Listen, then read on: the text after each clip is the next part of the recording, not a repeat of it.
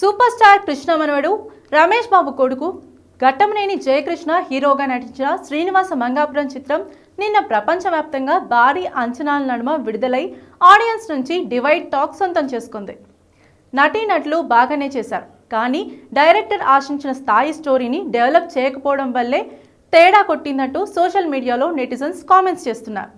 ఇదంతా పక్కన పెడితే ఈ సినిమా విడుదలకు ముందు జయకృష్ణ చేసిన ప్రమోషన్స్ మామూలు కాదు.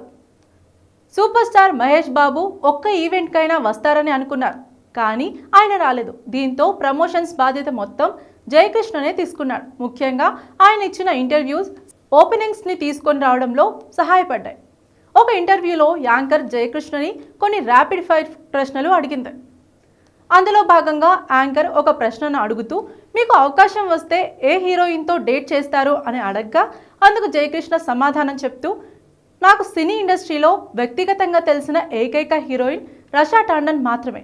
అవకాశం వస్తే ఆమెతోనే డేట్కి వెళ్తాను అంటూ నవ్వుతూ సమాధానం ఇచ్చారు ఘట్టమనేని జయకృష్ణ. ఆయన మాట్లాడిన ఈ మాటలు ఇప్పుడు సోషల్ మీడియాలో బాగా వైరల్ అయ్యాయి.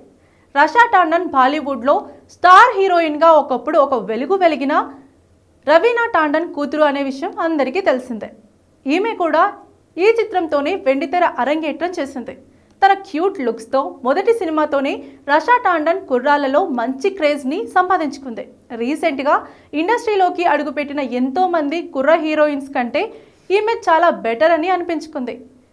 ఇక జయకృష్ణ కూడా మొదటి సినిమాతోనే ప్రేక్షకుల నుండి మంచి రెస్పాన్స్ని సొంతం చేసుకున్నారు.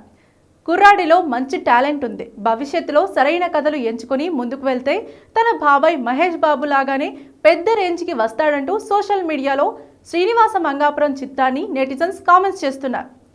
ఇక రాబోయే రోజుల్లో ఈ చిత్రం రేంజ్ ఎక్కడ దాకా వెళ్ళి ఆగుతుందో చూడాలి. ఓపెనింగ్స్ మాత్రం పర్వాలేదు అని అనిపించే రేంజ్కి వచ్చాయనే టాక్ అంటున్నారు ట్రేడ్ విశ్లేషకులు.